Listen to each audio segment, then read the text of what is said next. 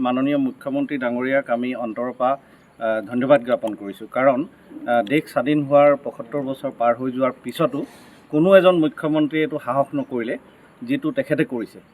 ১,২০,০০০ বিঘা ভূমি বেদখল মুক্ত কৰাটো সাধাৰণ কথা নহয়। চৰকাৰে যে এটা কাৰ্যসূচী হাতত লৈছে, মই ভাবোঁ যে এনেধৰণৰ কাৰ্যসূচী যিটো সঁচাকৈ অসমৰ যিসকল থলুৱা হয়, অসমৰ যিসকল ভূমিপুত্ৰ হয়, তেখেতলোকৰ মাটি সংৰক্ষিত কৰাৰ উদ্দেশ্য লৈ তেওঁ যিখিনি পদক্ষেপ লৈছে, ইয়াত সমৰ্থন কৰাটো প্ৰয়োজন আছিলে বুলি মই ভাবোঁ। কিন্তু যিহেতু তেওঁক বিৰোধী দলসমূহে সমৰ্থন কৰা নাই, এইটো এটা দুৰ্ভাগ্যজনক কথা বুলি মই ক'বলৈ বিচাৰিছোঁ।